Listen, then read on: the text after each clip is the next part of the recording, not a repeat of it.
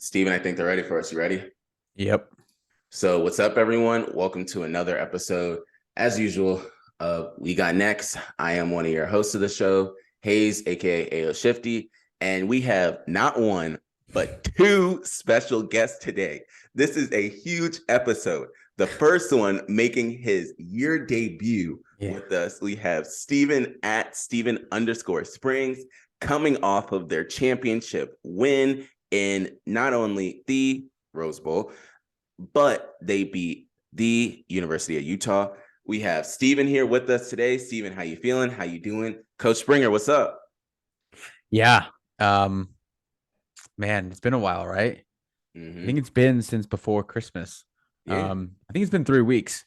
I had a good run before that of not missing a week. Yeah, dude, things are good, man. End of the year was busy work-wise. You know how that goes. And then trying to ramp up, get back in the swing of things to start the year. I know you're going to ask me about the quick slants. I'll probably put an episode out either this week or next. Probably this week. In the coming days, just to kind of recap the Penn State season, not go in depth about it, but just talk about the season a little bit, talk about the national title game, playoffs, all that kind of good stuff. Shout out to Georgia, back-to-back national champs. They're quite literally the top dog in the college football world right now. The peak of the mountain is theirs. So shout out to them. But yeah, dude, all good things on this end. Glad to be back and have another special guest on my return. So yeah, let's get it popping. Yeah, so it also seems as though whenever, Steven's on the show, we got various different special guests that come on the show. And we have a very special guest, especially for me, because everyone knows I love to find different ways to be able to blend the sports world within the finance world. And when I talked to a lot of people about this, they kind of said, Christian, like, this is something like right up your alley. This is kind of cool. And I've watched them, paid attention to them, especially on social media for a while. I did a lot of research into them, and I don't want to give too much away about them, but we will be having James Shiano, who is the content analyst for Mojo, on the show. So I want to give him the time of day to end up explaining everything. So when he comes on the show, we will for sure be able to break down everything about Mojo. Any questions that I might have, any questions that Steven might have, we'll go in depth on all of that. Before we get into that, I just want to give you guys a recap of what's going to be happening tonight. So, of course, we're going to talk about the most annoying game in the world that happened on Monday. We'll talk about different annoying things that have happened in terms of Steve and I when it comes to sports betting, because I've just been on a losing streak, and it's always been the most random ass games that have did that to me. We're going to go into game picks for this weekend. We're going to talk a little bit about Lamar Jackson, because, of course, that's a big thing that people will talk about. The coaching carousel that's been happening. So those are a lot of the things that we'll get into. I just, of course, want to start off by saying shout out to everyone that has been listening to the spaces. We just had one on Monday. So we did it right before the college football came on. And I was surprised that even like 70 people decided to listen to us when they could have listened to college football. But that just shows you when you got that European audience, they don't be giving a damn about the college football playoffs. No, sir. They want to hear what is happening in the world of like cryptocurrency and NFTs and stuff like that. I guess we can end up getting started and just touch on college football to start. So I'll set the stage before we go into the game itself.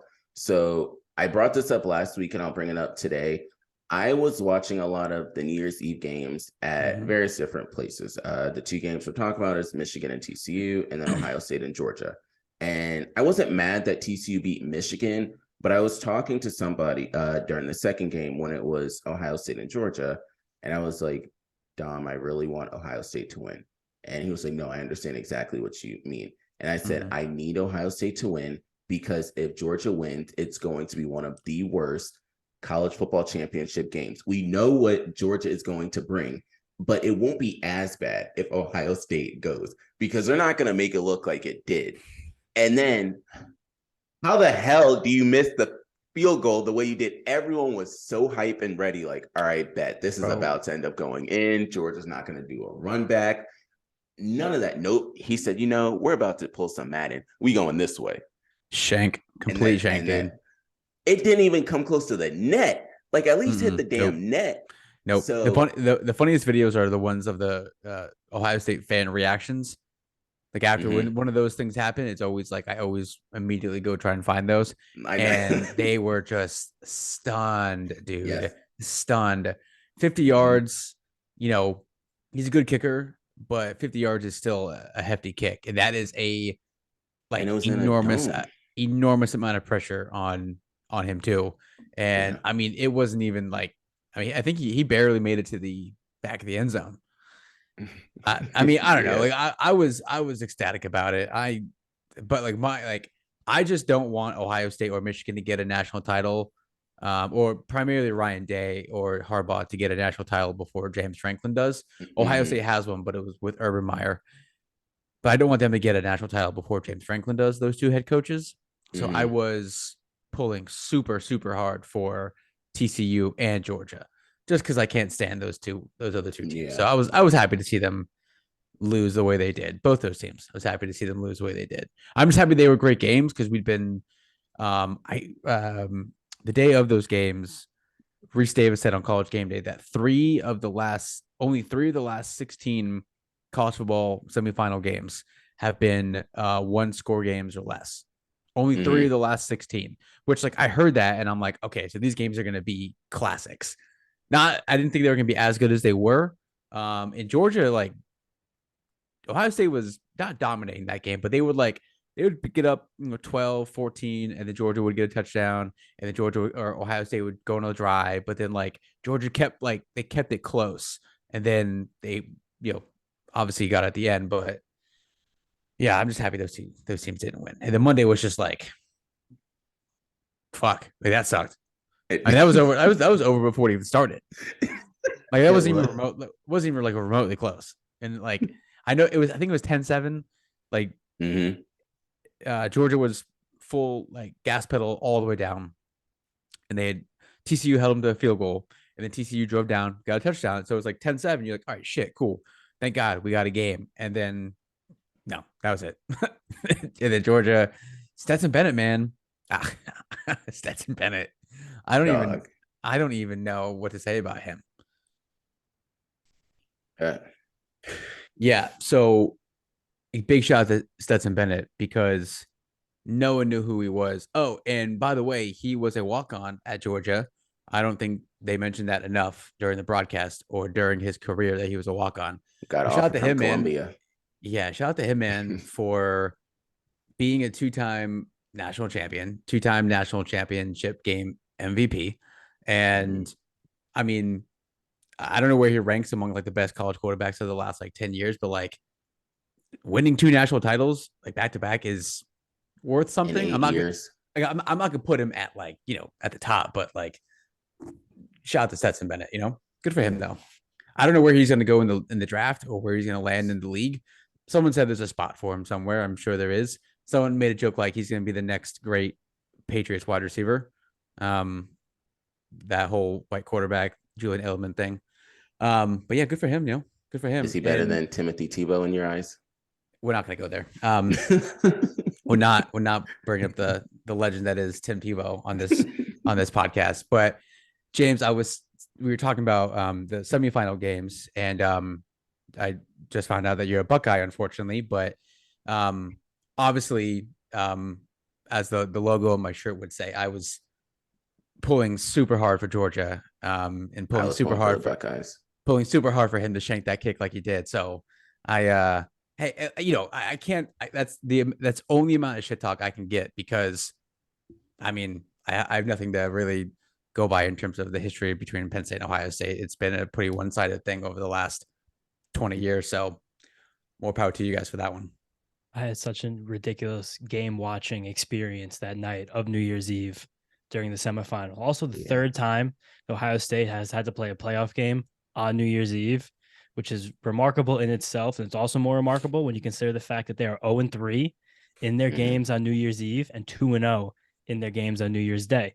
But I digress. I Damn. was out of town. I was helping a friend move, and I wound up at a party with a bunch of people I didn't know who weren't exactly football fans. And I was Oof. assured when I was making the trek from my friend's house pre-gaming to this party that we spent New Year's at that the game would be on television, ready to go. And I got there, and it was not. and it was the third quarter was beginning. And I literally had to go on their smart television, took their remote. I moved the beer pong table like 7 inches away, so I had enough space for my own viewing experience. Yeah. I downloaded and watched ESPN, logged into my own account, and stood 10 inches from the television for the next 2 hours watching the second half. And then, as everybody probably knows, that as Ohio State's last drive was happening, tensions were high because they had just run the ball with 30 seconds left on a 1st and 10 after they'd passed 60 yards down the field in about 35 seconds. CJ Stroud, one of the best college football games I've ever seen a quarterback have. And they ran the ball, so I was upset. Tensions were high. I was looking a 50-yard field goal in the face, and it was midnight, was striking. And a woman at the party who I'd never met in my life, I'll never see her again, she changed the channel behind my back, no announcement, didn't say anything. And I turned around, and I had choice words for her. No words I'll share in the show, but I was very agitated. And I went onto the porch in the rain in Providence, Rhode Island, watched the kick by myself on my phone, and just dropped back into the wet grass and just had to soak that in. It's all right. I had the same. I was at the Penn State Ohio State game this year, and that was like that fourth quarter, the last 9 minutes and 28 seconds of the fourth quarter specifically. I still can't pronounce number 44's name, JT or TJ. Tuiamaloa. Yeah, that guy. If he had like an average DN game and not one of the greatest games of like this century, Penn State probably wins that game. Yeah, probably by a lot. But unbelievable, like the pendulum swing in that game. Just I was around some Ohio State fans. No one could believe what was happening. In the matter of like a minute and a half, Ohio State goes up by a couple of touchdowns, and the entire Penn State community just collectively cries. Because it was just again, we're like, okay, again, like this is happening again. So I can't talk too much shit because it happens every single season to us against you guys. But I'm usually happy when you guys get that far, then fail. No offense. Well, yeah, it happens. You know what? Five times in the playoff, we can hang our hat on that. The best day of my entire collegiate career was 2017 in the shoe, the JT Barrett fourth quarter. That was my life probably peaked at that moment. And it's just been like, it has not this bad since. I actually say it's been pretty good, but that it'll never get higher than the way it was that evening. And Penn State fans talk about it like it's the worst day. We number 2 in the country. We had an 18-point lead twice. Turned the opening kickoff. Saquon Barkley's Heisman game. Well, that's what happened to Ohio State against Georgia. They blew 2 separate 2-possession leads. Dude, like, we were up 18 points in Columbus, number 2 in the country. We had just throttled Michigan the weekend before. Oh, gosh. So because Steven has something in common with James right now, I'm going to have something in common with James and say, James, did you watch the college football championship game? I didn't watch even 1 millisecond of that game because I knew that we'd lost a national championship a week and a half before. And I knew it was going to happen. There was no issue there. So, Steven, did you watch it? Unfortunately, I watched the whole thing. Whole thing. only because I had a parlay going, and we can discuss these later on, but I had a parlay going. I had the over, which Georgia got by themselves. I had obviously the money line, and then I had the game ending on the final score ending on an odd number.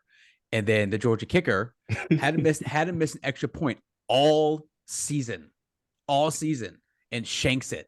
There's 7 minutes left in the game, and I'm like, okay, I just need one team to get a field goal. Like, that's it. No one even sniffed the red zone the rest of the game, and my parlay ended on that shank of a kick in the national title game. Yeah, you guys had a perfect game, and your kicker who had missed an extra point all season, like, obviously that would happen. Obviously. So I didn't watch it because I was pissed at the game before, aka the Packers Lions, and I had 5 different bets for the Packers to win. And, on one of those days, the Lions said, you know what, just because we didn't make it, we don't want the Packers to make it. And so that was the end of that. And with the segue of this nature, we're going to go into NFL picks. But before that, I told you in the beginning, I have 2 special guests on the show with me. One making their debut of the year in @Steven_Springs. And we have the content analyst himself from Mojo. We have James Shiano. Woo.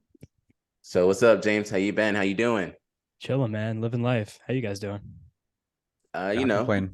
Better today. I don't have to deal with any of those type of bets. A little pissed that Manchester City lost, but what's new with sports betting? Soccer betting to degenerate city. I know. I had like 5. All the games happened. Man U won. I think Chelsea won. And I was like, all right, bet. All I need is Man City to win. First off, they don't even play Holland. For anyone out there that doesn't know what I'm talking about, don't worry. Holland, they said, we're going to rest him because they play Man U in a couple of days. So Man City lost to the worst team in the whole damn Premier League.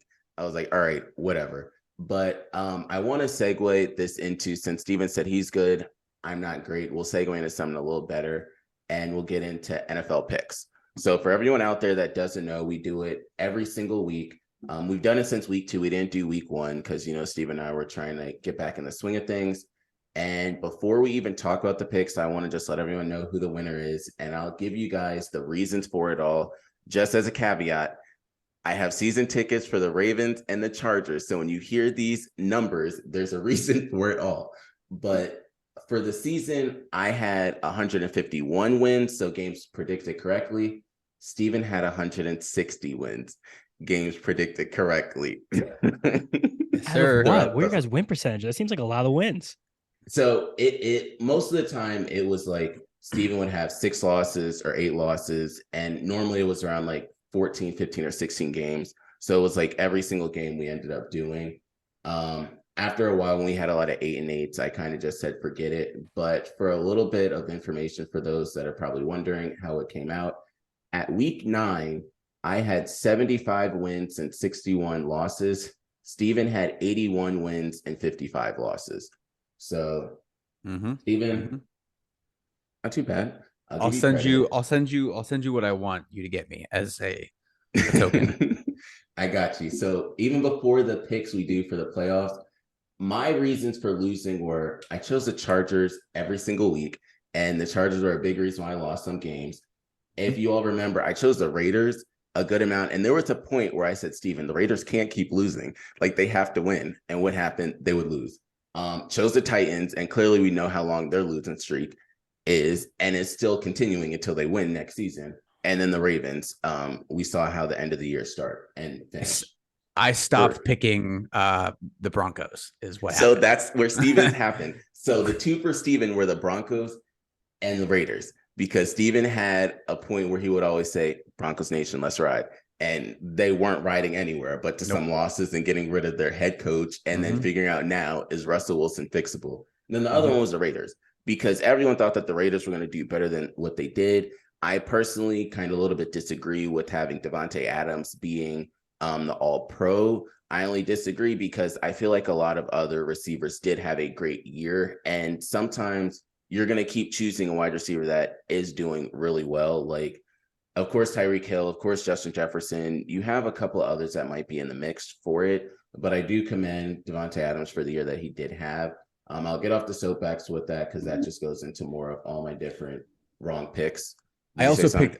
Yeah, I was gonna say I also started picking the Steelers in the second half of the season. He did. Yeah, so I know. I went against everything that I believed in to start the season and last season to pick against them, but I had to go with the boys, So and going with the boys, Steven, can you guess who James's football team is? Jersey, Giants. Jets. That's cool. Like, I can't stand the Jets now because I lost another parlay on them this weekend, and they knocked the Steelers out of the playoffs. So you're 0 for 2 with teams. Betting on the Jets this weekend, that was a fool's errand. They look so bad. They haven't scored a touchdown since like a week before Christmas. Yeah, they had they scored 15 points in the last 3 games. The Jets' last touchdown was thrown by Zach Wilson.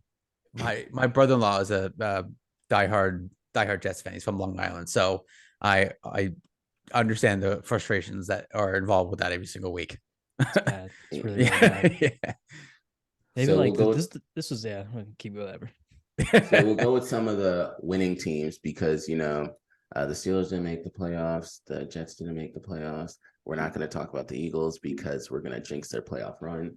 The first game of the weekend is going to be the Seahawks and the 49ers, or in other words, the 49ers against Mr. Gina Who Wants to Dance, or AKA, I didn't choose Christian McCaffrey this year, and the one who won us our fantasy football league chose Christian McCaffrey. So I'm a little upset about that. But James, who you got in that game? I think the 49ers are going to roll. Seahawks have an awful run defense. I feel like you're going to see probably Christian McCaffrey go off. He's going to go off so much. You're going to see Elijah Mitchell even get some scraps. I think they're going to crush. Steven? I got the Niners winning, but I got the Seahawks plus 10. So Really? I'll give you my thoughts on the game. And I'll give you what my 6-leg parlay is this weekend. I will say I am an active bettor, but I will not bet any spreads, especially not in football ever. They are so hard. I do so poorly. And if I'm a prop loyalist, and as loyal as I stay strong. And I have McCaffrey over, Elijah Mitchell over, Kenneth Walker under, Purdy passing yards under. Really, that is by far my biggest card of any of the games this weekend because I feel so certain in that game flow. Yeah, it's a hefty action board right there. So my big thing is I have the 49ers. McCaffrey just is a special talent. I know he's going to go off. If you even saw the last game for the 49ers, they're on a win streak. Like they're on a long win streak. I also personally think Brock Purdy might be the starter next year. I don't really think they want to have Trey Lance, although that they're in that position. I don't think they want to keep Jimmy G either. It's one of those situations. A lot of these teams and owners think so much financially. Are you going to keep the one that is going to cost you like 20, 30 million? Or are you going to keep the one that is basically minimum wage? Steven, what are you keeping? Okay, thank you. So going into Trey Lance, he's injured right now. They probably hope he stays injured for another season because all you need is a serviceable person to hike the ball and then throw the ball. Steven said this in basketball. Like Steven could be out there scoring points with half of these players. Steven could be the quarterback, and I promise you Christian McCaffrey is still going to get 100 yards rushing and probably 50 yards receiving. Yo, your boy's got a cannon, so that's probably true. But would you still be saying that if they didn't have that great of a defense, though? No, probably not. Exactly. Same way with the Titans. Like we see how bad the quarterback situation is there, and then you have to figure out, are you going to pay Ryan Tannehill that money? Probably not. But who else do you have? Nobody. Malik Willis is clearly not the answer. You can give him 10 years, and it's still not going to be the case. Josh Dobbs ruined his only chance of being a quarterback on another team. Love you, Josh Dobbs, but my man, you got to throw it at least to the first down line if you're going to do that. And then, so that's how we have the Jaguars in. And going into the next game, Jaguars-Chargers. James, who you got? I don't know what to think about this game because I like the Chargers so much more as a team, but I really hate them going on the road, especially seeing the environment in Jacksonville last weekend in what was essentially a home playoff game. But Jaguars defense just isn't good. And I know Mike Williams got carted off last week because Brandon Staley was being dumb as hell. But Rashawn Slater's back. Austin Eckler's a beast. Keenan Allen, Josh Palmer's formidable as a backup. I do think the Chargers, Justin Herbert, are going to be able to go to Jacksonville and beat the Jaguars and could be a team that has a little bit of one of these magical runs here, at least a chance for it. Steven? I got the Chargers winning, but I got the Jags +1. So there's that. What? I think, I got winning by a point. Just to cover that +1 right there. I just don't trust the Chargers yet, or trust the Jags yet. I think they're still like a little bit ways away. But last week, I mean, it's weird. It's weird that the Jags are good. You know, like we're just not used to the division so bad. Yeah, that has been like last week. The defense looked amazing, but I was like, wait, Josh Dobbs was playing quarterback. Yeah, I don't know if that counts. Wait. You can't even throw it. Whatever. Yeah, I just don't trust the Jags yet. I trust them less than I trust the Chargers. Still don't really trust the Chargers that much yet. I think they're still working through it, but I think the Chargers win it just because I think I trust Herbert more than Trevor Lawrence in this situation. So I don't trust. I'm going with the Chargers, but it's because I have the biggest bias in the world with the Chargers. But I don't trust the Chargers yet. A lot of people say Justin Herbert is one of the next best quarterbacks. I don't know, like just the way that they messed up that game between the Raiders and the Chargers last year when they both could have got in the playoffs. And I just don't really forgive them for that. This should be an easy win for the Chargers. The odds don't even show that it's the easy one. The same way Steven said that he's a little torn, same way James is torn, the odds are torn. At one point, they were both minus like 110, minus 150. Reason being, we don't trust the Jags fully, but we don't really trust the Chargers, although the Chargers should be so much better off. I got the Chargers in that one, but I'm a little torn on it. And we'll go into the Sunday games. This is the Sunday ones on paper, if everyone was healthy, would have been a bomb schedule to look at. But then when you start hearing all the reports from Ian Rappaport, Adam Schefter, Garofalo, all of them, you're playing with like second, third string quarterbacks at this point. And the first one, we have the Bills and the Dolphins. James? In the Bills, like no Tua, there's no chance. That's it. I'm sure that's just gonna be not even a fun game to watch. I only like maybe he does play. We know Teddy Bridgewater is not going to play after today. It's kind of sad what's going on with him this year. Sucks. Mm-hmm. Yeah. So, Steven, thoughts on Teddy Two Yeah, Gloves? That was I was literally gonna say the exact same thing. I'm going with the Bills. I got Bills minus 10.5 too. So I have Bills minus 150,000 points.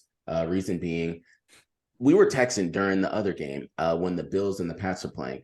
That was something you don't see. Nyheim Hines running back 2 touchdowns to start the game, and then another one during the game. I think they're going to keep the momentum going. This same way you were talking about the Chargers, James. I kind of feel a little bit about the Bills. They can go on. It's not like one of those Cinderella runs because clearly people expect them to do it. But after what happened to Hamlin, the Bills kind of have like this aura about them. If they don't beat the Dolphins, I'm going to say that their whole playoff championship window is closed, signed, sealed, delivered. You might as well start like throwing players away because you're playing against Skylar Thompson. Like, you're good and all, but unless you have Tyreek Hill on the Wildcat and you say we're just throwing it to Jalen Waddle, I don't really think they have a chance. I don't want to see Mike Gesicki scoring any touchdowns. Hey. I'll have no Penn State slander on this podcast anymore. It's really good karma for the Bills here that they in essence lost the first round bye because the game with the Bengals was canceled after DeMar Hamlin, but they get to play a third string quarterback in the first round. So they kind of got the bye back. Yeah. And even if they do get to the championship game, it's either going to be in Buffalo or in a neutral site. So that's just that's like a little nods from the football gods. Yeah. So that is one of the things, because we were one of my friends, so I do a lot of crypto stuff, and it was wild. I didn't send this to Steven, but I sent it to a lot of my other friends with the Packers game against the Lions and how a lot of people are choosing the Rams to win because of like the odds and like the football gods, because they said, why would you move the Packers Lions game to the Sunday night spot? You're expecting that to be a winner take all. So we think that the Rams are going to win. So everyone was saying like the Rams, the pick of the decade to beat the Lions. The Rams to beat the Seahawks. I honestly thought that was going to happen. We went into overtime, same way Steven was talking about the kicker for Georgia missing the kick. I was really not expecting Myers, who's the all-pro, to end up hitting the goalpost on the final one, but it happened. I'm not choosing Skylar Thompson. This game probably won't choose him if they start him in the preseason game. So I'm going with the Bills in that one. Next game could have been a great one, but I don't really know what to ever think of the Giants. Vikings, Giants. What you got, James? I actually think this might low-key be like the most fun game of the whole weekend. And I'm not even kidding about that. Just because these two teams, I don't know if there's any other, like besides teams with injuries, team in the playoffs that either of these two teams could actually beat in a game besides each other. And it's just going to be a rock fight. It's going to be a toss-up. Like there's a star on each side with Justin Jefferson, Saquon Barkley.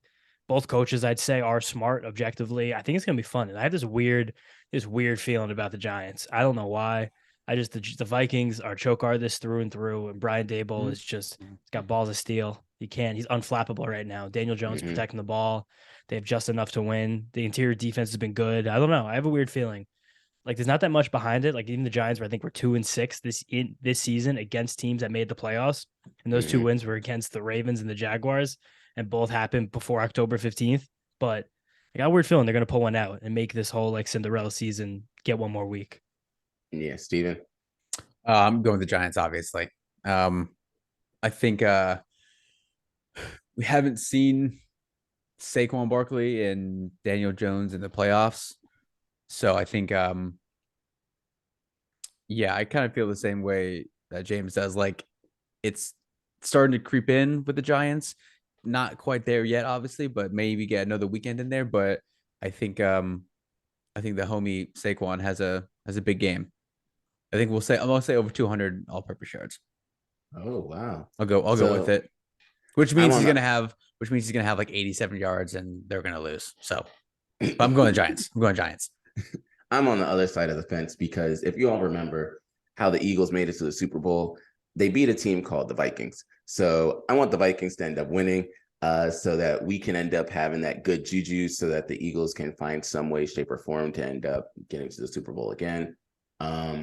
Yeah, I'll just go with the Vikings. Do I have a reason? No, because Captain Kirk has never been good in any primetime situation. You saw how they got obliterated by the Packers, and you would have thought that, all right, maybe they would have won. But then they win games that nobody expects them to even have a chance. Then they lose games that they shouldn't lose. So I got the Vikings. Next one is this in the same boat as the Bills and Dolphins. Bengals, Ravens. Who you got? Bengals roll. Looks like Lamar's not playing, whether that's because of health or because he wants to prove a point. Not going to speculate, but Bengals are going to roll. Bengals would have beat them even if Lamar was healthy, but they're going to crush Anthony Brown. Yeah, Steven. Yep. I think, yeah, I think, the Ravens have no chance. The defense is solid, but the defense, I feel like, is going to be on the field a lot, and they're just going to get tired. Yeah, and I think Joey B has got too much swag. Nothing's going to knock him, as we've seen. So I'm going the Bengals. So I'm going with the Ravens. Oh, dude, I'm going off. Like I know you got the tickets and everything, but like, come on, let's be let's be reasonable with this. I'm going with the Bengals for numerous reasons. One, Lamar's not playing. One of my good friends who's actually in California, he's a huge Ravens fan. When he was over here, he was like, oh, Lamar's going to play. Lamar's not playing. I can promise you that. And I won't speculate, but I will just say some of my sources are absolutely saying that he has some wise people in his ear saying, do you really want to mess up that knee that might end up like messing up a lot of things in your life? That's a small percentage of it. A good amount is the knee because he wants to be as healthy as can be, but also he is only going to get the money if he proves to them like how good he is. Should he be still having to prove things? No, absolutely not. But this team that is completely false though. He should absolutely still be having to prove things. I do not trust Lamar Jackson in any. I do not trust Lamar Jackson anyway. In what way? As a quarterback or like as someone to give a contract to? As someone to give a contract to. He hasn't done shit in the playoffs. Bro, Ryan Tannehill got a contract. Anybody deserves one if he gets a contract. He only ever played in one playoff game, and didn't he lead like in that wasn't it was in the 2018? No, he did play in the playoff game the MVP year. But I remember the last year of Flacco before Lamar got the job, 2018 against the Chargers. They were down like 3 touchdowns in the second half, and he got them actually within a play of getting it to overtime. But I don't know. I think the way we saw quarterbacks this year, it's very obvious that Lamar Jackson is at least like an upper third guy when healthy. Of course, the health is an issue, and he's proven that the last few years. He takes too many hits, the way he plays, but I think it'd be crazy. They're still going to franchise tag him, so this is like a non-issue. But and he's still going to make over $40 million for that too, right? Something along those lines. For 1 year. Yeah, I mean, sign Look, me up. James, I don't pay attention to Steven because Steven's a Steelers fan. So everything that has nothing to do with it. There's nothing to do. I can't say shit about the Steelers. So nothing. No, they have a good record. He hasn't done anything in the playoffs. Like Ryan Tannehill went into Baltimore and beat them. I know it was more so the defense. But Ryan Tannehill did not do anything. But Lamar Jackson didn't help his cause by throwing interceptions. He makes the mistakes with the fumbles and everything. Like, cool, bro. You can win an MVP. Awesome. That's fantastic.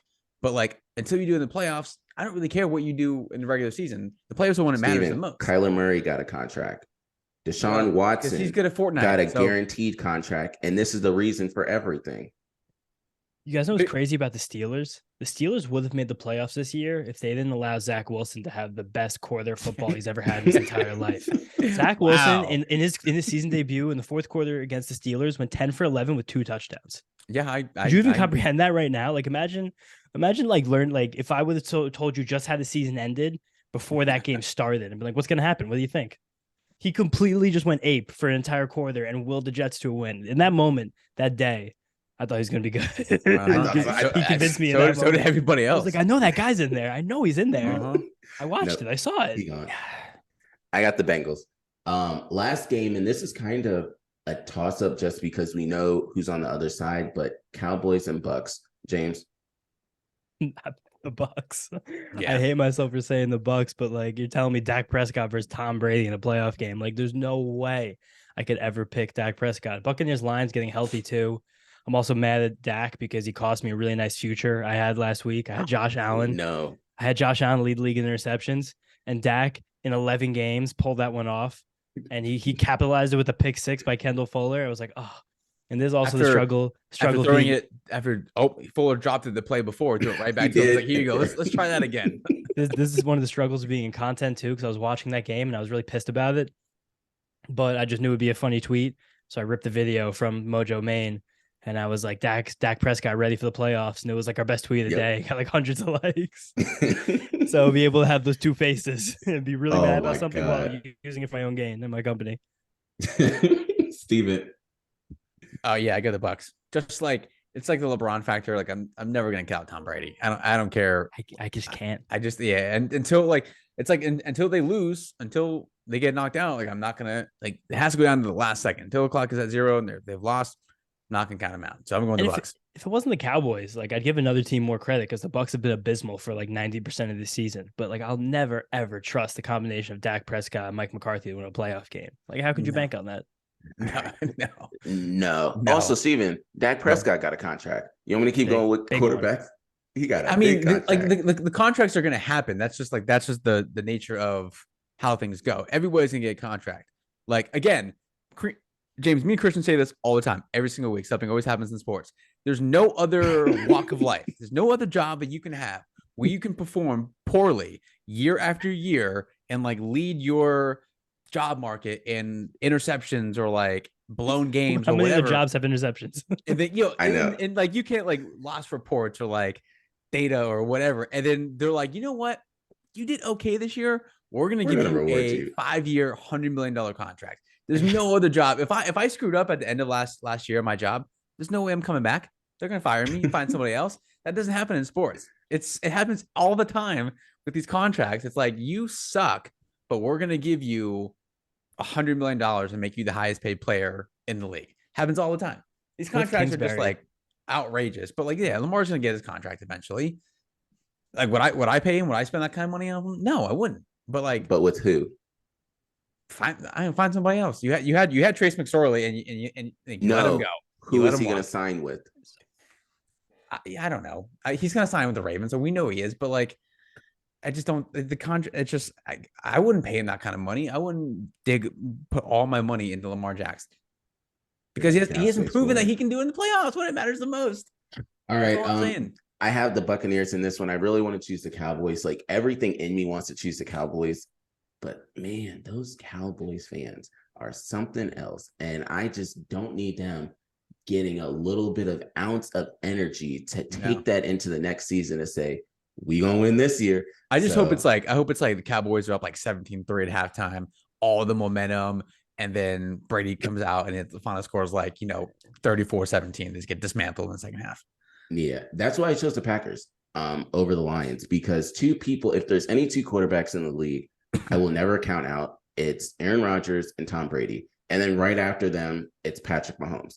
But Tom Brady has proven it. Aaron Rodgers has a ring, but I also forget.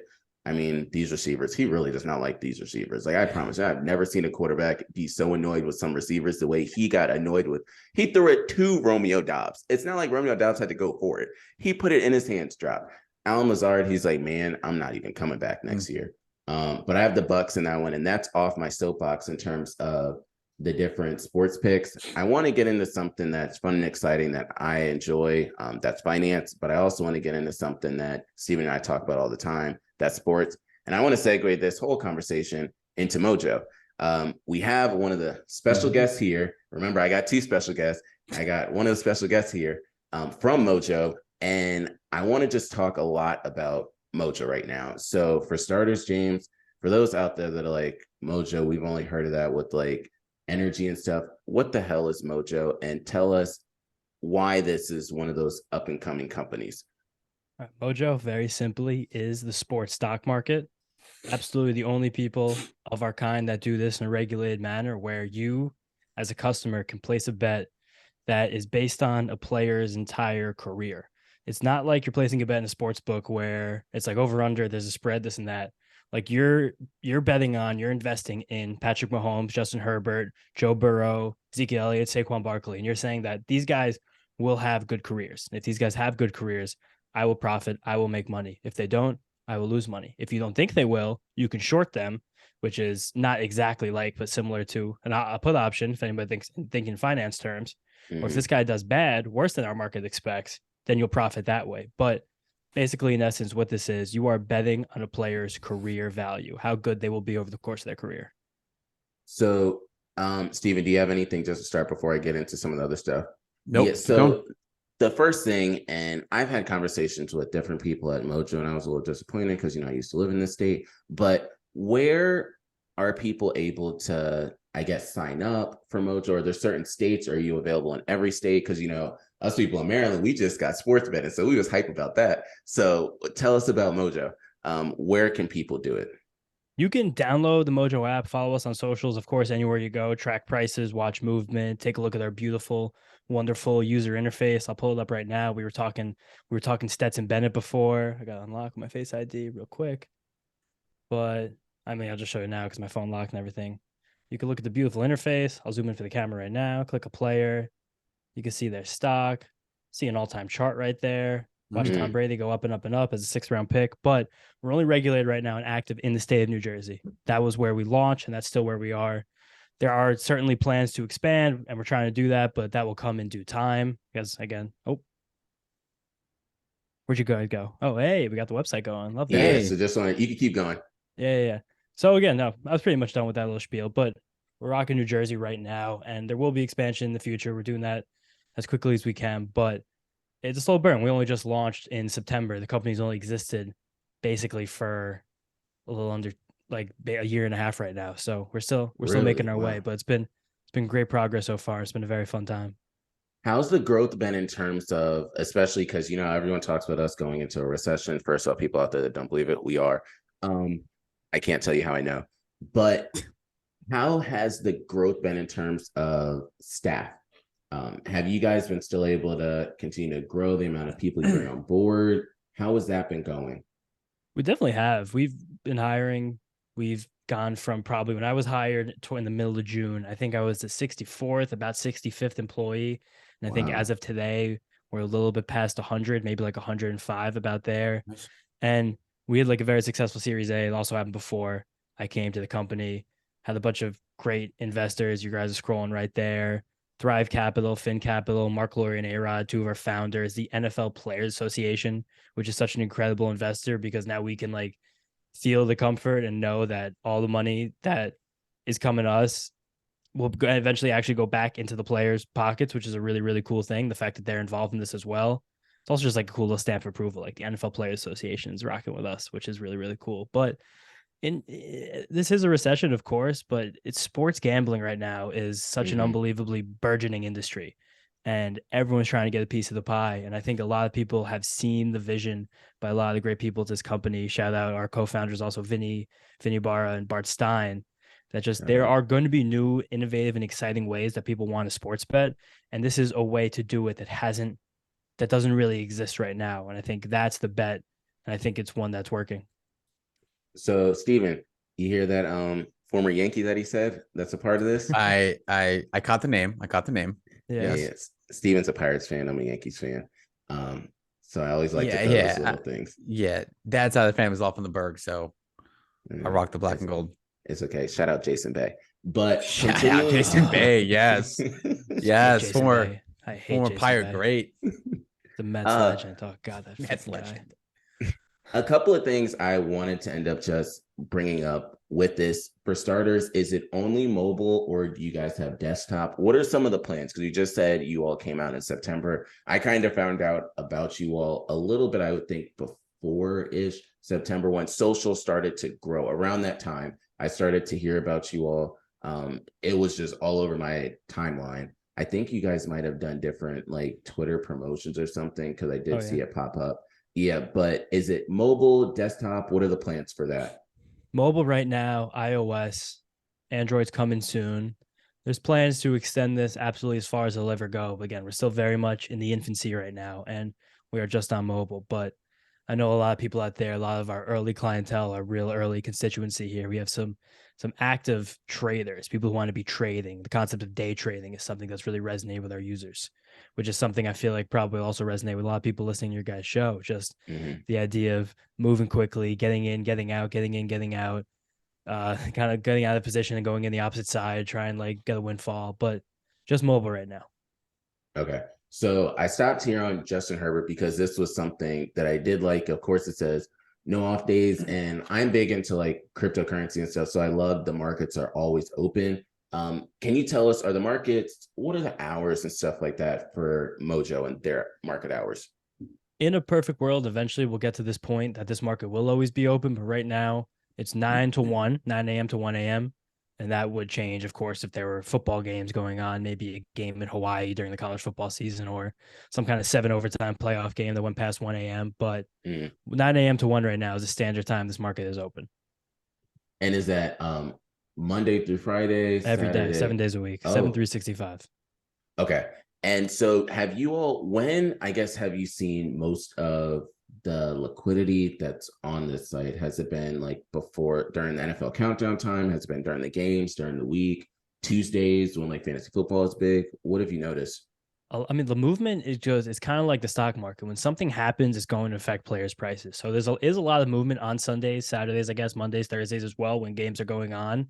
But big thing that drives our market is sentiment and news. So when there's something like a big trade or a big injury that gets reported, or you learn that a guy's starting or a guy was benched, that will move our market. I think about a couple of weeks ago that shocking news came out. It was like a Tuesday or Wednesday afternoon that Jared Stidham would be the starter for the Raiders out of nowhere. His price jumped like 70% in that moment because there was almost no expectation from our market that Jared Stidham would get into a game this year.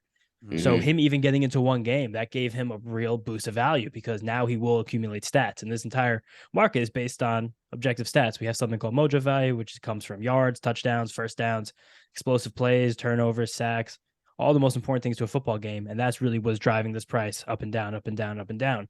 So when a guy like Stidham, who no one ever thinks is going to get into a game, is suddenly about to get into a game and 2 games, so it wound up being, his price is going to shoot up. So that is one thing that drives price apart from actual games. But then when you get into a game, I mean, you see a guy like Richie James on the Giants come out of nowhere and put up like 50 receptions in the last like 8 weeks here, make his price go crazy out of nowhere. Brock Purdy has been the Mojo poster boy this year, Mr. Irrelevant, literally coming and playing 6 games, thrown for 13 touchdowns, 3 interceptions, like out of nowhere. His price, I have the data right here in another tab right now, but he was one of the biggest risers in the entire market this year.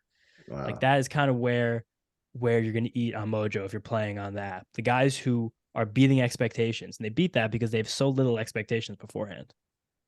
So my other thing, and you brought this up with the NFLPA, and I always think about what is the benefit to a lot of these players. As we've noticed with Damar Hamlin, of course, we were sad about the situation. Then we saw that they're going to guarantee his contract, although they're going to put him on IR. But then, of course, people talk about the contract and his situation going forward.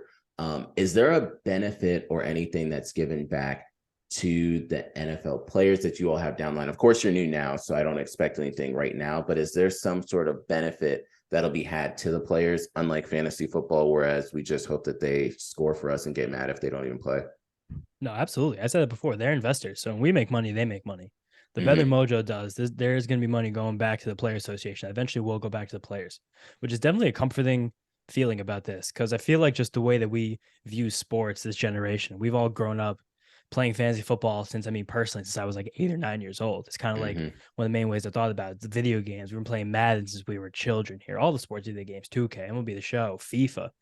It's kind of cool that in a world where we've basically commodified all of these athletes, an app that is doing that, we are working with them. There's cooperation, and that we will be giving back to them as we continue to grow.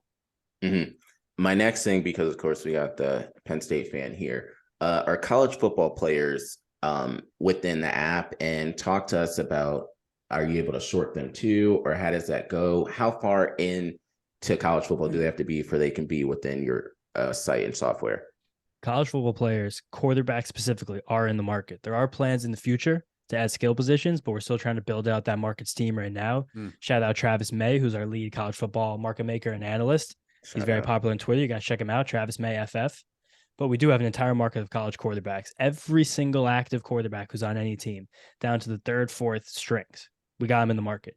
And once a freshman comes to campus next year, say a guy like Arch Manning or whatnot, he will again also be in the market. And those players, their prices are a bit more speculative because, again, like I said before, like our market is derived from stats that happen in the NFL and your NFL careers. So that's not really going to happen because they're in college. Those stats count, but they don't count towards actual Mojo value. What does count towards Mojo value, though, is how those stats help a player's draft position. Because as we know, the higher a guy gets drafted, the more potential he theoretically has, the more leash he's going to be given by a coaching staff. He's probably going to have the chance to at least accumulate more NFL stats and have a greater opportunity to play more games.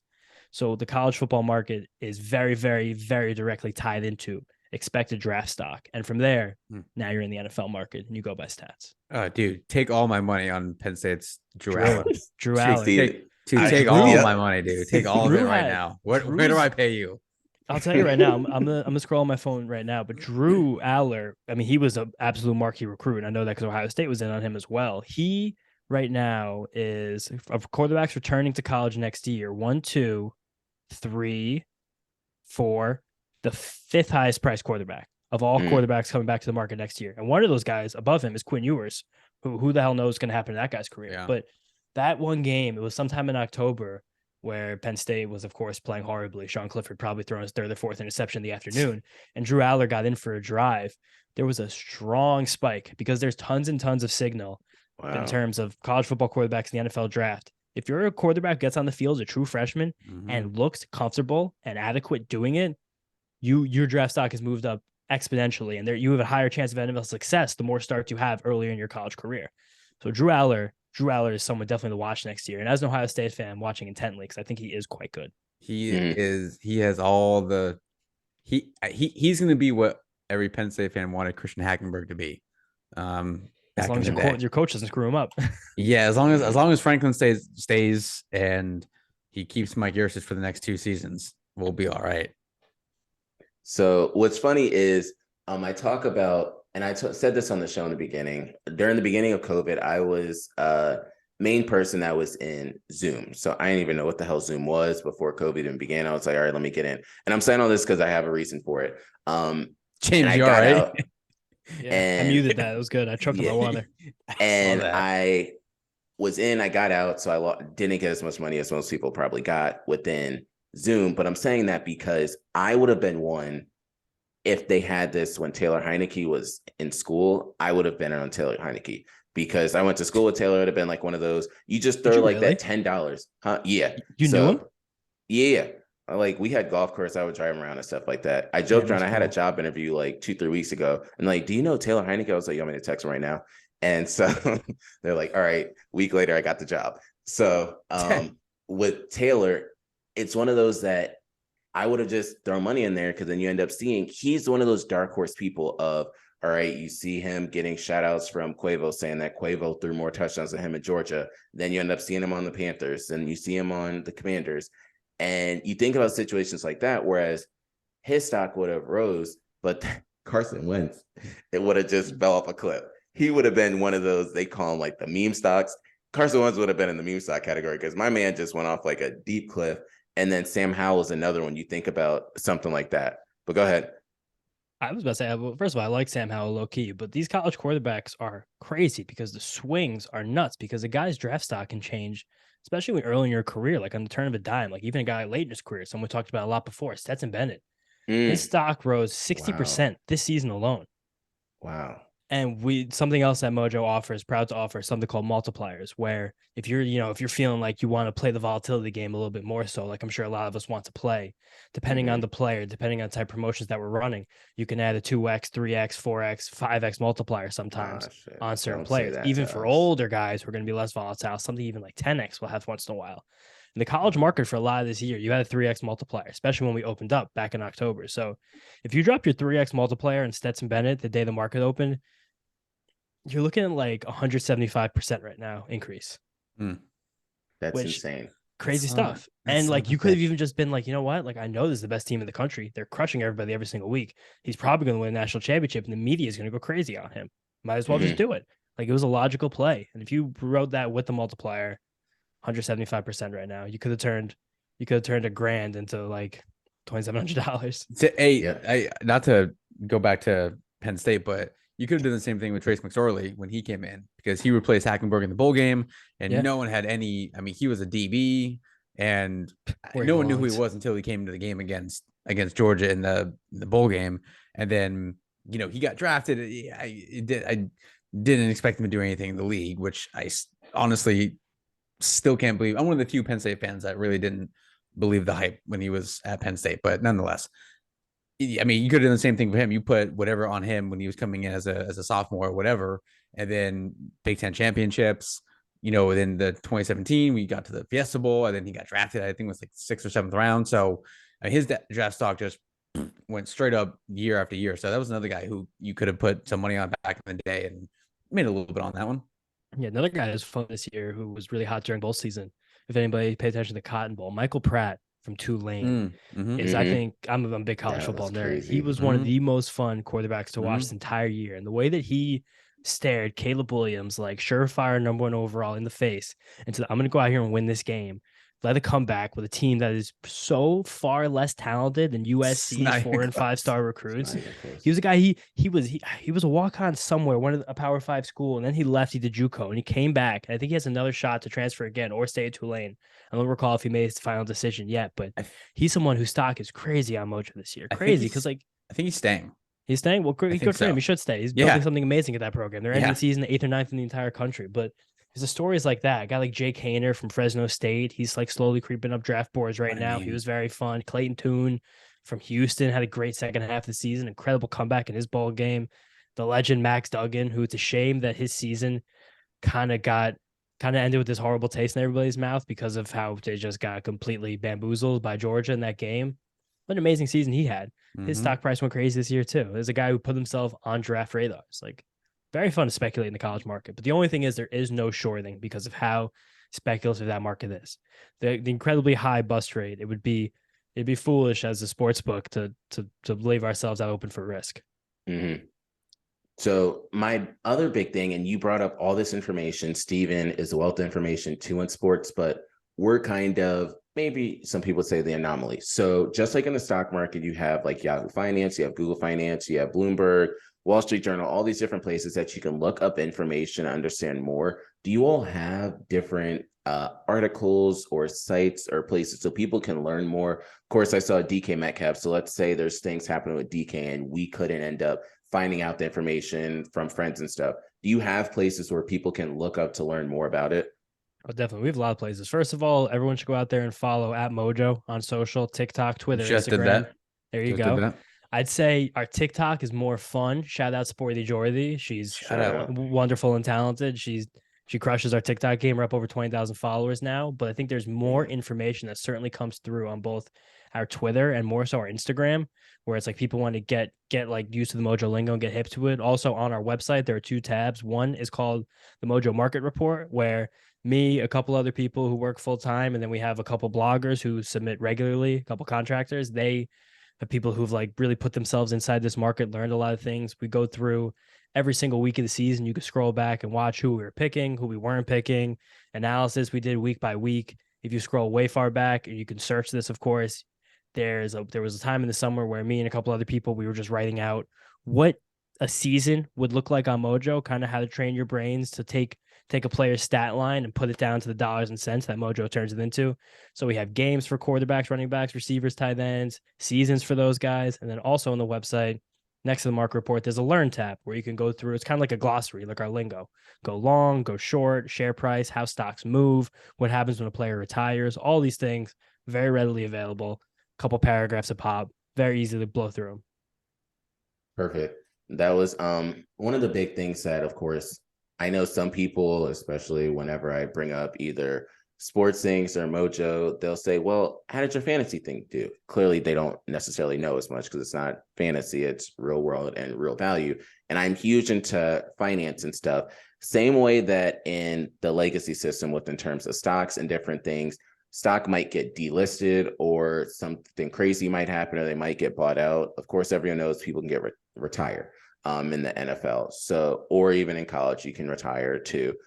What happens if a player retires? What does that do to their stock? We kind of treat retirement based also by choice and also kind of by force, where a player just is a free agent, doesn't get signed. We will settle any wager on a player if they have not been on a roster for 4 consecutive weeks, beginning season, end of the season. If there have been 4 active weeks of football being played and somebody has not been on a roster, which also includes, of course, retirement, they'll be settled. That also gives them the window to come back and return. Like Rob Gronkowski would have been such a headache for our market makers over the last few years. What a catastrophe that would have been. But remember the summer, Chris Carson retired. Deshaun Jackson came back. We relisted him. Odell's been a weird guy to rank this year because we relisted him on the anticipation he'd come back, and he wound up not playing for the rest of the season. So that went against, that's part of our code right there. It's an automatic thing. He was on the roster for 4 weeks, so he'll be relisted again next year at his current price. But once that happens and you own shares of that player, you will then be paid out, like I'm saying, based on the whatever value that guy's accumulated in his career. Every single yard, every single touchdown, every single first down that guy's earned, you get that back in money. Theoretically, as if you would have just sold him if he was still healthy, but that's settling. So do you all, of course, in like the stock market, they have what the market cap of that XYZ player would be. Do you all do that in terms of the sports value of them, or is it just more so the stock amount? I wouldn't exactly call it market cap. There's plans in the future to build out things where you guys can see, volume, see market caps, just see the way a player is trading. But right now we're still very early in the process, especially in our UI, and that's something that will come. But what we do have is a little visualization in the UI on our app. It's loading right now about basically what a player has done in their career and then what the market expects them to do in their career. And that's the essence of what a Mojo share price is. So this is what the market expects from a player like Patrick Mahomes, and that's what he's earned. So if Patrick Mahomes were to retire out of the blue this week, and actually retire, not play anymore, you'd get paid out whatever this number is right here. That's the payout. Oh, wow. But the share price is what they've done in their career and then what the market expects them to do for the rest of their career. That's kind of where it comes from. And you could see the difference in a player like Patrick Mahomes, who's well on his way to being one of the greatest football players of all time, compared to someone we've talked about a lot on this podcast, Mr. Lamar Jackson. How you can see how different the bars are and how differently they're viewed in the market. And there's all UI available in any state you guys want on the Mojo app. Wow, that's perfect. My other thing, because I really do appreciate that, and of course I always bring it back to I'm the money person, finance. How do you all make money? Like, are there fees? What is it so that Mojo can, of course, stay profitable and above water? We do have fees. There's 2% commission on all trades, and that's mostly just to allocate our own risk. But we're also still in development. So you guys know how also when you bet on a sports book, there's something called a VIG, right? You're never getting straight odds. You're doing a 10%, 15%, sometimes 20% in your bets. I feel like a lot of people don't really ever think about it like that, and people don't really realize it. You just bet the extra $2 and get your unit back. But we have a 2% commission, and certain more volatile players that will have cheaper share prices, that commission will be a little bit higher, again, just for risk allocation. If you were betting on Richie James and he was a 98-cent player, you would have had to pay a little bit more of a commission because we knew that him going up wouldn't just be like Patrick Mahomes, where you're profiting 7, 8, 9%. You're profiting 200, 300%. But that's also, again, that's part of how we stay afloat and how we allocate risk, just like any other sports book. I like it. I'm gonna keep going because I can keep saying things. So, Steven, do you have anything or any thoughts? I'm just listening. I'm just chilling right now. Yeah. That's good stuff. So it's I'm really just thinking about how much money I want to put on Drew Aller right now. That's a different conversation. Everyone go to New Jersey. Yeah, I know. Yeah, that's been my big thing. So I remember when I first found out about you, I almost thought, because everyone, if you go on Facebook or Twitter, they'll say, you ever know that 27, 28-year-old that needs that job in sportcasting? Sign up here. I was like, nah, Mojo seems too good to be true for me because it's exactly what I do every single day. I'll look at more so who could be those players down the line that could have a lot of value. Everyone knows that's ever listened to the show. 2 of my favorite players have always been Rudy Gay and Paul George. I'm not the one that's always going to want the person that is always been up there. Now, of course, it's John Morant. I remember being able to see John Cameron Payne play in college. So those are the players that I would, of course, end up investing in. Steven, on the other hand, he put his money in LeBron James. And then he would have steady value, but his upside wouldn't be the same. So that's what always fascinates me about this. The other part that I want to talk about, especially because you all are continuing to grow, for people that are interested, do you guys do like sign up offers, bonus offers? I know like other companies that are sportsbooks do, but do you all have something like that? 100%. And we've been changing them around a lot this year because, like I said before, we're still very much in developmental stage. Things are changing, and we're happy with the progress so far. But right now, we have some promo code called Mojo 100, which again, you have to be inside the state of New Jersey. But Mojo 100, deposit $25, and then you get $100 to trade if you're a first-time depositor. Mm. And you got to Perfect. deposit your 25, make a trade, and then you're going to get $100 to play with in there once you're in. Perfect. I love that because that's what Steve and I were talking about before the show. Of course, we heard about the $100 bonus, but you got like MGM and other people like that will say you can get $100, but you got to give our asses like $300. Yeah. And I'm like, all right, that's not really fully worth it. Why I got to put so much out to end up just trying it around? So I do like that you all have that. Another thing just with it is, you talk somewhat about like the leverage. Have you noticed more people doing like the 2x 5x on players, or have you noticed people just doing the regular just investing, just holding the stock for a while? It's kind of funny because like we've been on the inside watching people progress. I feel like also watching people learn more. At the beginning, we were really pushing these multipliers because we figured this would be something. And again, the multipliers are just a way of you guys supercharge your bets, because a lot of these players, it's like you're betting on a career. So a lot of players' careers aren't changing that much week to week. And we've been conditioned, the way we all like to gamble is like, give me a 6-leg parlay that can make my money go 14x. That's not exactly what this is if you play it that way. So we were noticing in the beginning, it was a lot of people being more conservative, just buy some Patrick Mahomes, buy some Justin Herbert, buy some Joe Burrow, chill on it. But recently, especially, which is kind of funny to think about, and coincide with the holidays and also with, I'm sure, a lot of people's fantasy football seasons ending, we were getting bigger deposits, bigger bets, more bets, and a lot more people looking at those multipliers saying, I want to let it ride. And even just this week, like in the last 7 days, we've seen over 100 different positions opened on Brock Purdy. Almost every single one of them with a multiplier. People are just going like something clicked. Maybe our social media is working, maybe our marketing's working, anything going on right now. There's been a massive click in the last 3 to 4 weeks where people have just been going crazy. And we are seeing as people learn more about the platform. We also have an active Discord channel. Drop a link later. Put it on social media. You guys follow Mojo, you'll see it. People want to join, but people are learning and people are seeing that a big way to make money is with these multipliers. Of course, if you do it and the player goes down, you'll lose money too. But there's a lot of situations like this. This is one of the craziest bets I've seen in the entire platform since we started.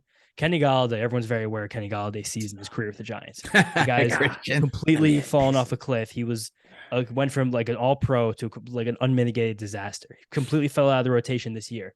His share price just this year dropped 20, 30, 40% to the point where our market thought that he had maybe 200 yards the rest of his career combined. On Friday, Saturday, Thursday evening, Friday afternoon, one of our customers placed a bet on Kenny Galladay with an 8x multiplier, dropped $1,000 on him with the 8x multiplier. And I was looking at this and I was like really thinking about it. And I realized he had about $4 in accumulated Mojo value, not $4, like $8 in accumulated Mojo value, and only at the time 15 cents in our expected future value. So the downside on this bet was only like down like what, 2-3%, even with his multiplier. You can multiply that by 8. You're looking at a 25% downside with literally unlimited upside. Of course, it's not like unlimited upside because Kenny Galladay's not going to spin around and have a second half career like Mike Evans now. But you're looking at this like, if Kenny Galladay does anything, if he has a heartbeat and a pulse in a game where the Giants already clinched the playoffs, you're going to look at some money. And Kenny Galladay, of course, got in the end of that game when the Giants took a lot of their starters out. He caught a touchdown. His price went up 1.5, almost 2%. Multiply that by 8, and this dude walked out with a couple $100. Wow. It was one of the smartest plays I've seen in the platform the entire year. I remember looking at this. It came through Friday. Yeah, right? I was like, that's sick. This guy thought of this, or whoever this was. So like, I was like, this is really cool. And like, it's awesome on the inside when I've been like in the mud with this company for almost 7 months now, being like, wow, people are learning. And that guy was either drunk or high off his ass when he did or sharp as hell. You know what, guys? I know what we're gonna do? We're gonna bet on Galladay. Done. Guys, 5 friends. Everyone give me $200. We're going on Galladay. Say less, bro. It worked. It worked. Yeah, it was a great play. Shout out to those people, man, who made those decisions. Who can, I guess in some instances afford to do so. But that's yeah. That's So some shit. My next big thing is, why do you feel, or what do you got? What keeps you motivated to keep going with Mojo? What a question. I mean, me personally, I just really believe in the idea. Like I've always been fascinated by the concept of like a sports stock market. I was playing on something called Sport Trade when I was like in fourth grade, this little free trading sports app, this BS website with horrible freaking UI. And you can make your little pie graphs, the little stocks of guys. I don't even know how the prices moved, but you could trade in your accumulated money for prizes. And then I like it's like interned for another company. I wrote and like blogged to social media for them. And then I just someone hit me up about this, and I saw like how many committed people there were. I saw how many talented people there were, the different places people came from. And I just really love this concept of if I believe a player is going to be good, I can invest in that. I don't have to worry about trading for him, my dynasty league. I don't have to worry about anything else. I can just go on my phone, I can put the money in, I can buy it, and I can look at my like really nice, pretty portfolio. And I know if I'm right, like things are gonna work. And like I have my dummy portfolio with money that I use for content stuff to post on Twitter. Bo Nix, Juwan Johnson, short Velus Jones, Juwan Johnson, former short Marquez Valdez Scantling. Juwan Johnson's my best position. He's up 200% since I put my fake money in. The homie. Wow. He's a dude, but it's just like I can just have this portfolio. Positions don't matter. Other managers, my fantasy league don't matter. Draft position doesn't matter if I'm in a startup draft. Like all that stuff doesn't matter at all. Like you just can get a guy's career if you think he's gonna be good, and if he's good, you're gonna profit. That's crazy. Jeez. That's what a wild concept though, you know? Crazy. Like it's what really a crazy wild concept. It's fascinating. Unbelievable. So as we're continuing to go on with this conversation, I do want to end up saying, where's the best place for people to stay in touch with you all if they're interested in learning more? Again, 100% at Mojo, TikTok, Twitter, Instagram. The Twitter is something that I do most of that. So like hit me up if you want to go on there. If you see the Mojo main account, putting the eye emoji under Adam Schefter or under NFL's highlights, like that's your boy right here. Instagram is much more heavy in terms of like Mojo type content, risers, fallers, reasons, and stuff like that. TikTok's a lot of fun. And just check out our website. We can put out a couple blogs a week, scroll back to historical stuff, read about the process, where this company came from, where we think this company's going, or the reasons it even exists. A big reason this company does even exist because our founders and another person, I've mentioned Vinny and Bart before, also Lack Chandra, they created this company called The Pit like 20 something years ago with Mark Laurie. And it was based on this concept of investing in players like stocks. But their proxy was trading cards, which we've seen trading cards of athletes go ballistic in the last couple of years. One of my best friends in my whole life, he made this full-time job like a couple of years before the pandemic, hit heavy on Luka Doncic, and now he leveraged into a full-time job with Golden Auctions. He's the man. But the issue with trading cards is that there's so many other caveats and factors of sports cards that aren't really driven by player performance, like if a corner screwed up, or if a logo isn't centered, or if there's a smudge on an autograph.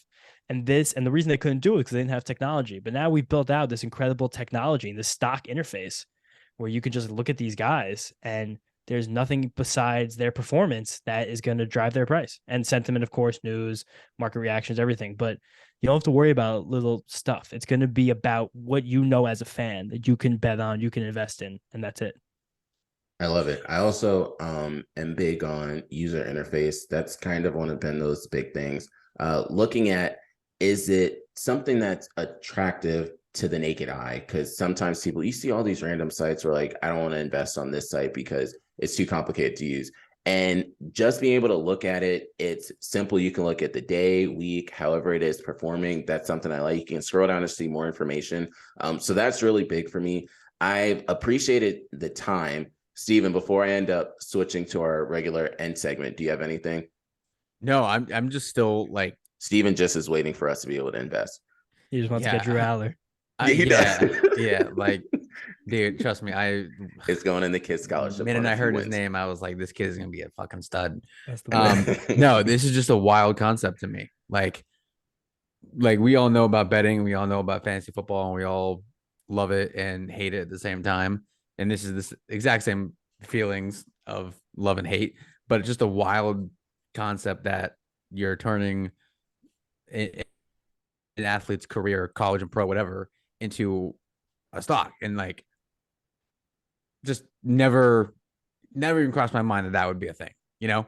So yeah, it's just a wild concept that I'm still just floored by it, to be honest with you. It's just nuts. Yeah. I can't wait to can't wait to dive into it. Dive into my kids' college funds and spend all the money, but whatever. Hopefully we'll get scholarships eventually, and I'll start investing in my kids too. Yeah, there you go. Exactly. Get them D1 offers. Yo, Christian can tell you, my little man's got a cannon, so I'm working on that one. He's 3, so we got a long way to go, but starts today. Yeah, it's just a wild concept. Like, I appreciate all the insight and everything like that. I know Christian does, but yeah, I'm gonna do a lot more research and put my money where my mouth is eventually. Yeah, dude. I'm happy how excited you guys were by it. And again, check it out at Mojo. Instagram, Twitter, TikTok. Check me out on Twitter at James_Shiano. Down to answer any question. I really just love talking ball. If you guys could get that football, baseball, basketball, I'm just down to chop it up no matter what. I think also real quick. I think also us being, now back in the degenerate gambling game, shout out to Maryland, but I think it'd still be a wild concept, even if we weren't into gambling, or even if we weren't really big fantasy football fans or whatever, we were just like casuals or whatever, it'd still be a wild concept. But since we're like heavily invested into those two arenas, which are separate arenas, but kind of the same thing. But I think since we're so heavily invested into those things and we consistently talk about them, not just on the podcast, but we text about it all the time. And I'm continuously making bets all the time. I think it's even more of I'll say it again, a wild concept. So good for you guys. That's awesome. Yeah, dude. Happy you guys are excited by it. It's really cool from being on the inside to see people like you guys who are like that sick. I can only imagine. Yeah. My big thing that I'm excited for with this, we always, of course, I remember the point when sports betting was not even something that they wanted to ever talk about on ESPN or on any different network. And now they'll say the odds of this happening is minus such and such. I can really see with Mojo it being the same thing in terms of, I don't know, let's say the number 1 draft pick. So we'll go with Caleb Williams. The odds are everything that says the value currently of Caleb Williams is $10. Like, this might be the lowest point that he's going to be at for his career. I can really see that being the next thing that they end up doing and showing it on Fox, on CBS, on ESPN, or even NFL Network, on those different places moving forward. And that's something that really excites me, that you're able to add the financial component to it. So then if you might not know anything about sports at all, but you understand what a chart looks like and you see exactly where this point of the person's career is, you can end up saying, all right, he's about to break out. Why? Because the numbers are showing it. And this might be the best point. And then, of course, when like those contracts come in, that's another thing. We probably all remember there was a point when you didn't want to sign a quarterback to a long-term contract, because when you sign him to a contract, he was probably going to get injured that next year, or like some bad stuff was going to happen. That would be a perfect point to, let's actually short this player, because that's not going to be a good thing for his career. Or even when it came to Kirk Cousins with all those franchise tags year after year, okay, let's maybe end up putting the money in because if Captain Kirk wants to end up bet on himself, that we should end up probably betting on himself. We should bet on him as well. So that's something that I just think about, all these different points that it can end up looking well on. Of course, I talk about the Chargers and the Ravens. I think about putting money into Justin Herbert, or putting money into Roquan Smith, because he just got his money, although they didn't pay Jackson, but Roquan Smith just got his money. And you think about all those different ways that this app and this company can be so beneficial in terms of blending sports and finance even more together. Finance in itself is a complicated thing for people to understand, but Mojo is able to make it easier for people to understand the same numbers that Jamie Dimon is talking about on TV, the same numbers that Bloomberg is talking about. It's right exactly here. You just have to put it in a way that people are understanding, can break it down for them. So for that, thank you, James, for taking the time to do this with us today. Yeah, dude, it's one of our taglines. Invest in what you know. We all know football really well, and like our goal, like one of these real long-term, deep manifestation goals of this company is for these stock prices to eventually become synonymous with the way that the public and even analysts like view these players. Like, that is something that we think internally that really represents their career very well. We hope that other people soon do too. Yeah, for sure. And just in closing, so Steven, it's about that time. You know what time it is. For everyone out there, I'm not doing the would you rather for you guys today. We're gonna do what you got for. We're gonna do what you got for the people. So in this segment. Just in close, we end up talking about something that might have just happened in the day, some that's happened within the past weeks, just giving something for people to understand you more on a different level. For example, when Steven came back from a football game, he ended up recapping about the football game. When Steven ended up having one of his kids start swimming, he brought that up. He might say he's thankful for anything. So those different things. So we'll start with you, James. What you got for the people? I got for the people. I mean, I'm just gonna keep talking some Mojo stuff right here. I mean, might as Yes, well. sir. I know that after this season, in terms of a rookie, again, I'm a Jets fan, Buckeye. I gotta bring it back. My boy Garrett Wilson. Yeah. He had, in terms of Mojo value, the 22nd most valuable season ever for a rookie in terms of our Mojo value, and he was only one of, I think, 6 or 7 players in that top 22 who did not reach the playoffs. Because one critical part about Mojo is that your playoff stats do count, not like fantasy football where if it's all career stats. They all go back into the same pile together. So the more games you play, the more game stats you'll accumulate. So of that top 22, Garrett Wilson was only about 6 or 7 guys. Don't have the data in front of me right now who didn't reach the playoffs. He's on a true superstar trajectory. And the things he did in the first year of his career when his team had no quarterback, no running back after Breece Hall went down week 5, and basically no offensive line that entire season either, was astounding. And that's a guy who, if you're going to tell me to put like the James Mojo stamp on a guy, Garrett Wilson's the man. For sure. Steven, what you got?